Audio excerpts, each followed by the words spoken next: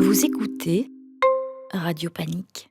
Et elle est là, la plus belle des marquises de Montpérou, la plus française des Belges, sur les ondes du 105.4 FM de Radio Panique, avec sa plume acérée. Oui. Vous-même, vous le savez. Oui. Bonsoir Marquise, le micro est à vous. Bonsoir mon petit Baudouin. Bonsoir les gueux. Bonsoir cher connard. Dame Aziza, très honorée. Aujourd'hui, j'ai une très bonne nouvelle pour les racistes. Ouhou. Oui, j'ai trouvé la communauté sur laquelle on peut taper en toute impunité. Je sais, les temps sont durs, vous êtes contraints de vous livrer à toutes sortes de ruses afin de vous adonner à votre passion pour la haine. L'action lâche isolée, par exemple, comme quand notre cher Baudouin reçoit des messages d'insultes négrophobes dans sa boîte aux lettres. Claro que si. Eh oui, heureusement, il existe un groupe ethnique à l'encontre duquel aucune précaution n'est nécessaire avant d'aligner les préjugés et les accusations gratuites. On peut même aller jusqu'à créer de gros titres de journaux avec les pires clichés sans que personne ne s'en offusque. Je veux bien sûr parler des gitans. Yes. Oui, ben d'accord. On voit ce que vous faites de vos week-ends, vous. Oui. Alors, petite précision, Je propage. La haine, oui, ça ne m'étonne pas. Petite précision, j'utilise les termes gitan, gitano, qui me semblent revendiqués par les communautés du sud-ouest de l'Europe, en tout cas par les principaux intéressés de cette chronique, mais le seul terme qui fasse consensus pour l'Union Romanie Internationale, c'est le mot Rome.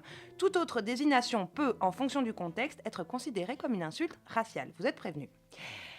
Souvenez-vous, il y a quelques semaines, le chanteur vedette Kenji Girac fut blessé par balle. Très vite, le principal intéressé a déclaré qu'il s'était tiré dessus lui-même, sans qu'on sache s'il s'agissait d'un accident domestique, d'un cas de violence conjugale, dans un sens ou dans l'autre d'ailleurs. Personne ne semble avoir noté que les faits ont eu lieu alors qu'on venait de célébrer le tristement célèbre anniversaire des 30 ans de la mort de Kurt Cobain. Et j'avais pas... Ah non, vous n'aviez Non. pas fait le lien? Smell like Eh, Teen c'est Girac. dommage. Smell like Teen Girac, tout à fait. Parce que le parallèle donnait matière à des titres, à des suppositions, à de la blague non discriminante, enfin, à part pour les personnes convaincues des talents de Kenji. Je ne sais pas, on pourrait comparer l'envergure de leurs célébrités respectives et leur capacité à réussir leur suicide, par exemple. Kenji Girac, du chanteur raté au chanteur qui s'est raté. Oui, enfin, je suis moi-même pas convaincue de cette punchline. N'hésitez pas à rajouter vos propositions. Oui, vous êtes gentil de rire, mais n'hésitez pas à rajouter vos propositions en Kenji, j'ai commentaire. raté. Kenji, je me suis ratée, voilà. Vous mettrez tout en commentaire de la rediff sur YouTube, hein.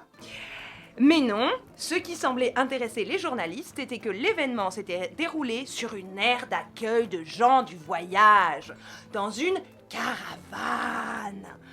Ces lieux étant répétés à tout propos dans le traitement du sujet, comme s'ils avaient une importance capitale, comme si un autre chanteur, il y a une vingtaine d'années, n'avait pas aussi bien tué sa compagne dans une chambre d'hôtel à Vilnius, RIP Marie Trintignant. Et quand une enquête pour homicide volontaire a été ouverte, pour vérifier les circonstances dans lesquelles les coups de feu avaient été tirés, alors là, on a perdu BFM TV et RTL TVI. Les voilà partis en vrille sur l'omerta dans la communauté gitane, les zones d'ombre dans l'affaire Kenji Girac, parce que les membres de sa communauté cachaient forcément quelque chose à la police, et les représentants d'organisations tziganes interrogés en tant que spécialistes. Spécialiste de quoi? C'est vrai. De la capacité d'un thorax d'un gitan à résister aux balles par rapport à celle d'un gadjo? On est même allé demander leur avis au Gypsy King. C'est quoi le rapport? C'est des gitans qui chantent, voilà, c'est le rapport. Et sans parler de l'insistance sur la présence à l'hôpital de nombreux membres de la famille de Kenji.